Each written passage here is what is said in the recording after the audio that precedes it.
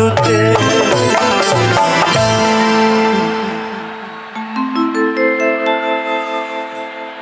इस भक्ति भाव में मीडिया से हमारे जितने भाई आए हैं आप सभी को मेरा प्रणाम।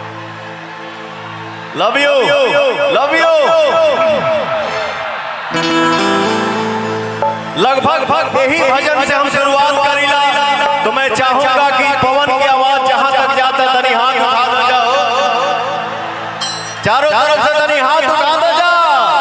माई डोली चढ़ी जलाली से बखरा, माई डोली चढ़ी जलाली से बखरा, ओही डोली आगे बखा बकहार दुनिया में शोर भइल बा, ओही डोली आगे बखा बकहार दुनिया में शोर भइल बा।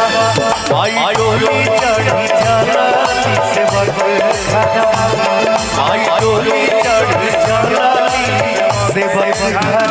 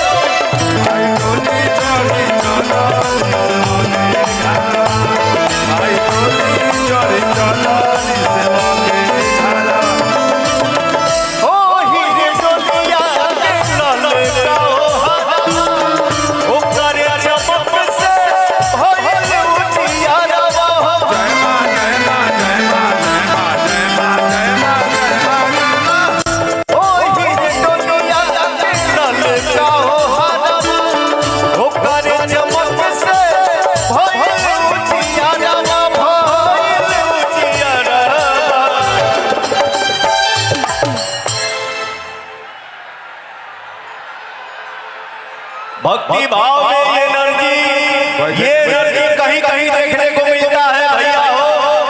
लुंगी डांस होता है, ये कुर्सी डांस मत करिए आप लोग भैया, हाथ जोड़ के विनती बा। चाल रूनू की झुनुकी के चलेला बखा, चाल रूनू की झुनुकी के चलेला बखा, संगे भैया ना दुनिया में शोर भइल बा, संगे संगे भैया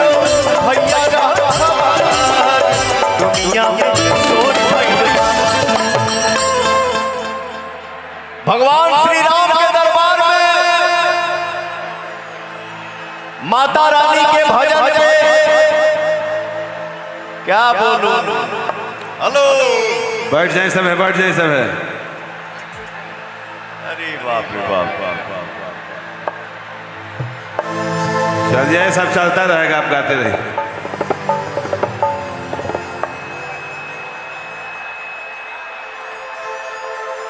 आप गाते रहिए, चलता रहेगा।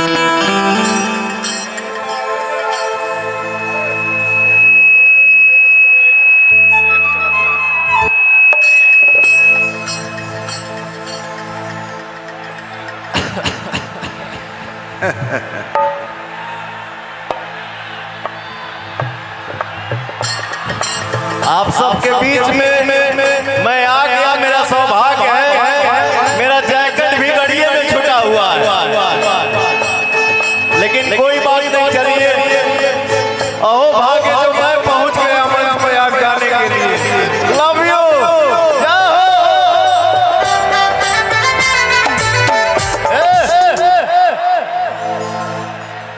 आज इस दरबार में मैं कहूं कि भक्ति भाव में ज्यादा एनर्जी किस तरफ है?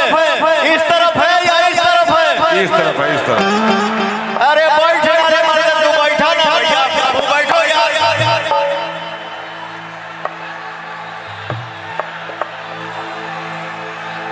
पहले एनर्जी कहाँ तक गई भैया?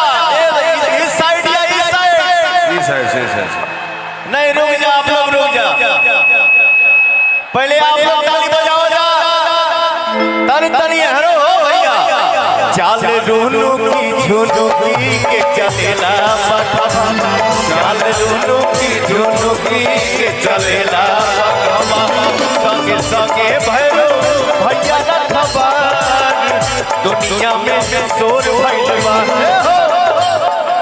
संगे संगे भैरो भैया रखबार दुनिया में शोर भइल बा एहर देख लेला जा तनी आप लोग दिखाओ जाओ माई डोली चढ़ी जगाली सेवक माई डोली चढ़ी जगाली सेवक घरवा बारी बारी से क्यों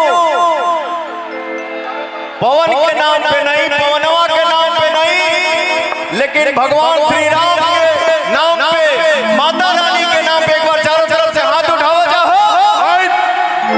जोश में ताली बजाओ जा माई डोली चढ़ी जगाली सेवक माई डोली चढ़ी जगाली सेवक घरवा पगमेली नहीं पाई दुहियल में नहीं पाई चंपक में ओढ़ौल फूल में गुण है ओढ़ौल फूल में गुण है राजा तुराज बता दे रे मानी तू ही बता दे रे मानी तू ही बता दे रे मानी तू ही बता माई डोली चढ़ी जगाली सेवक घरवा माई डोली चढ़ी जगाली सेवक घरवा ये तस्वीर जो लड़का बनाया है उसको भेजिए के बीच में मुझे आना था ये मेरा सौभाग्य है रच में पड़ल बड़े देखी सब पे बना कौन भक्त माई के बैठवले होने बना जय मां जय मां जय मां जय मां जय मां जय मां जय मां जय मां जय जय जय जय जय मां जय मां जय मां जय मां रच में पड़ल बड़े देखी सब पे बना कौन भक्त माई के बैठवले होने बना बैठवले होने बना सज धज के चलली माई बेटा खाना सज धज के चलली माई बेटा खाना करना कहीं पे इंतजार दुनिया में शोर भइल केहू करता कहीं पे इंतजार दुनिया में शोर भइल बा माई डोली चढ़ी जलाली सेवक घरवा माई डोली चढ़ी जगाली सेवक घरवा माई डोली चढ़ी जगाली सेवक घरवा माई डोली